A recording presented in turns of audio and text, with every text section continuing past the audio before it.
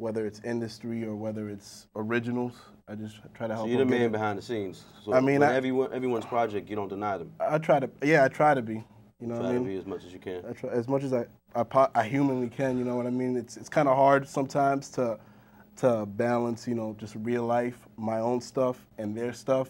Yeah. So I mean, sometimes I can't get involved as much as I want to, but definitely, I mean, I want to help my man just see his vision. I want everybody to see his vision, basically. So, I mean, that's basically it. I spit on a couple tracks. So do you have the influence of the 5%, or are you just?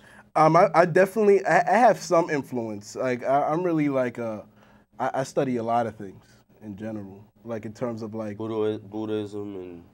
I'm not really into like straight up religion, as a matter of fact. I'm into, you know, like a lot of science, quantum physics, you know, like it's more I more move with like straight up science. I mean, he moves with science also, but I'm talking about like, you know, just more dealing with like who we are at like a real fundamental level. You know? So we can expect you guys not to dumb it down on your next project, basically. Nah, it's not gonna be super, you know, above everybody's head talking about shit you don't know. Though we break it down into a simplest form, so that way everybody can understand. Because it's not, we don't make these projects, you know, necessarily for ourselves. Though we make it for ourselves to share with the world. You know what I'm saying? I also got a project coming. I didn't want to like just interject. I just I know we're on a limited time. We're on a limited time. You know, we're on a budget. But basically, I also have a little project coming out because I'm actually working on like my very, very first album. Oh, we're gonna get a full-length album? A full-length album. No industry beats, straight up. That's what's up. I don't see what you know what. Truthfully, I came up in the era where I was listening to like, you know, the Sway and Tech. Yeah. CDs, and I mean, there was a time where I didn't have access to my own beats, so I love rapping. Yeah, I had Stretch Armstrong and Bobito when I was growing up. Really? Yeah, that's funny you said it. So, like, oh my bad, I'm sorry. You're gonna have strictly producers. What producers you gonna work with? Anyone from Framingham? And nobody. I want to work with things Framingham.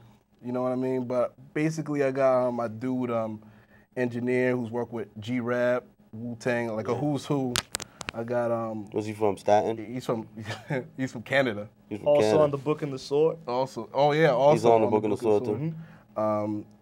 My man like Pace. Also on the Book and the Sword. Also on the Book. Oh yeah. So you guys keep it in the family, in other words. We try try to show like each other beats because we have a lot of times we have similar tastes. So I mean, I just show him some stuff and I'm like, I think you sound great on this, and he usually 9 times out of 10 like agrees. But that's not. But like I'm coming out with like a kind of like a teaser project beforehand. It's gonna be called. It's not nearly as much thought as this guy's stuff. It's called like just the author collection. It's gonna be basically all the freestyles that I've done from like 2004 like till today that I never put on like CD or anything, as well as unreleased songs, more exclusive freestyles. It's just gonna be like just show people where I've been and where I'm headed. How you evolved as a writer? As an MC, yeah, because basically I'm literally planning to put out the best album you heard in 8 years.